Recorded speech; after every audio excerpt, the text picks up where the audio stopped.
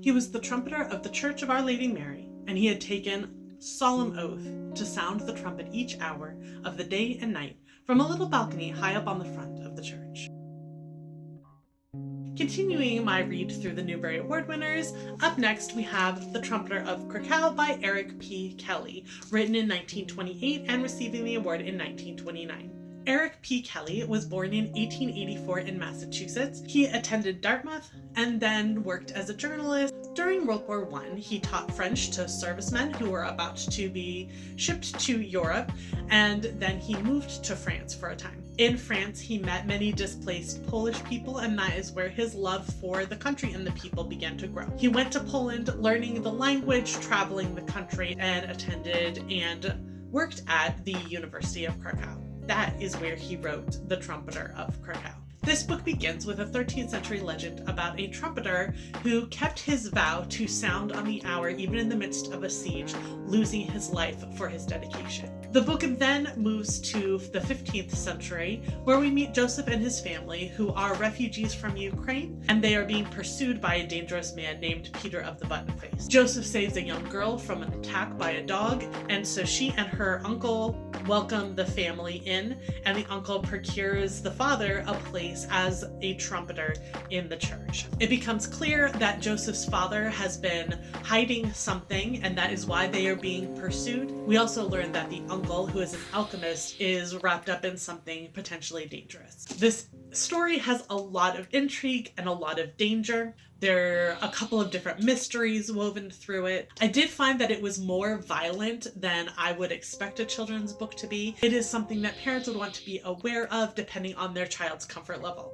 There are a number of physical attacks, there are explosions, there are some chase scenes. It gets a little bit intense at times.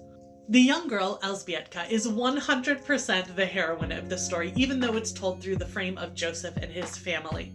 She is the one who hears Joseph's cry for help and ends up saving everybody. She is the only one who really catches that something wrong is going on with her uncle and his student, and I just really enjoyed her character and wish she'd gotten a little bit more screen time, or page time, I guess.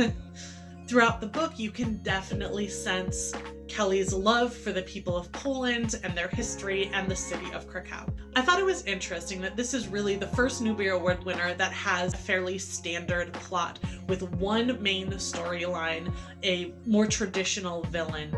I did a little bit of research around the legend that frames this book and found that it's not really substantiated, told exactly the way that Kelly tells it. There are bits and pieces of it that do go back, but the way that he lays it out here is not clearly substantiated in other sources. So I thought that was interesting. There's one character in here that, looking at it now, we can tell is somebody with a developmental disability, and that is not handled in perhaps a way that we would appreciate in our more modern understanding. So that is something to just be aware of. It's a little bit of a minor plot, doesn't stand out hugely, but it is something that you would pick up on. There are some sweeping statements made about different ethnic groups, but I did appreciate that the villain is not portrayed as being a villain because of his background, but because he's a bad guy. Overall, I did enjoy aspects of this. It was a little bit too dangerous and dark for what I usually like in a children's book, but I enjoyed the adventure aspect of it and some of the descriptions. Next up, we have Hitty, Her First 100 Years by Rachel Field, the first female winner of the Newbery. So I'll be interested to see how this compares with some of the other books that I've read so far. Thanks and happy reading!